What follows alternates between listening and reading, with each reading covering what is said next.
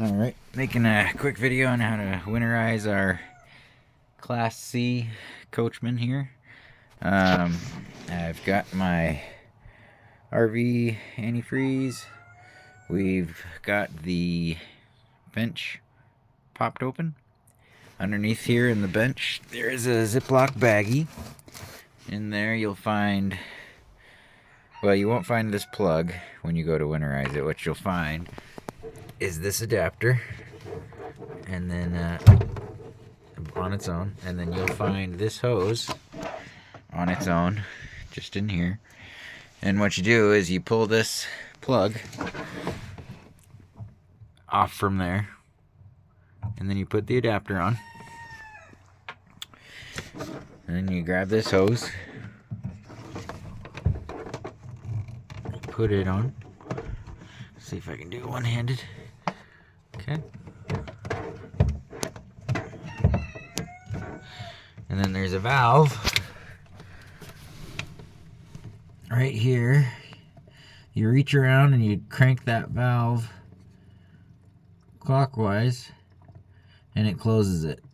And what that does is it isolates the pump from pulling fresh water out of this fresh water tank here, and it makes the pump pull from this tube. And what you're going to do is you're going to put the end of this tube into the coolant,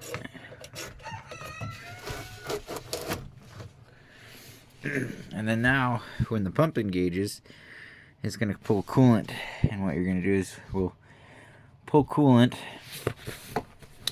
until we get it from all the faucets. So we're going to go over here. I've already turned the deep cell to use from store, so we're pulling power from the deep cell.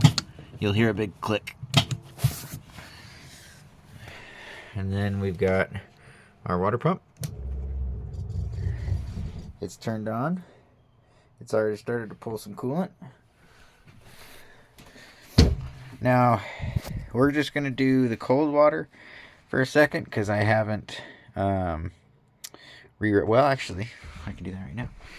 We have to do the same thing for the hot water heater. We basically close off this valve and close off this valve, and then we open this valve, and now we can run coolant through the whole system and not run coolant into the water heater. Closed, closed, open. But we'll do the cold water. So the pump's running. It's pulling coolant. We're watching.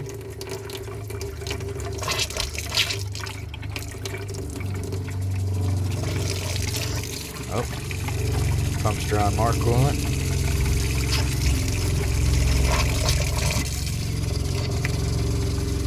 Now we've got coolant. And you want to watch your deal so you don't run out. But we've got coolant up to the kitchen sink now. And it's okay to run this coolant into the gray tank. That's going to help the gray tank not to freeze. So you'll notice that kind of pulled a lot. That's because we had to get a lot of coolant into the lines. We should be pulling a lot less on the next ones. One last thing.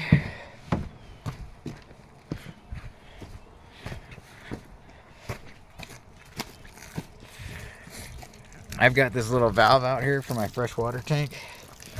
For the freshwater tank, we've got this little valve. So if I close it, that's closing off the freshwater tank that I fill right here with potable water for primitive camping. So right now I'm draining the freshwater tank so it won't freeze and damage the tank. And then also, yet to do, we will need to pull this anode rod. And so I've got to go get either a crescent wrench or the right socket. I'll pull this rod and store it here, and then we'll know that the water heater doesn't have any water in it, and it'll make the anode rod last a lot longer. And then the other thing we do is this guy. So here's the whole thing. So there's the anode rod, and then here's this. I don't think there's an on-off switch back here. So all we gotta do,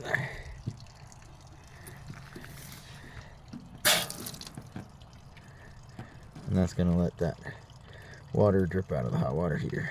So we're gonna open that for now, and then I'll get a tool and I'll pull this anode rod, and it's a long rod, you know, about yay, and it goes into the water heater to prevent corrosion.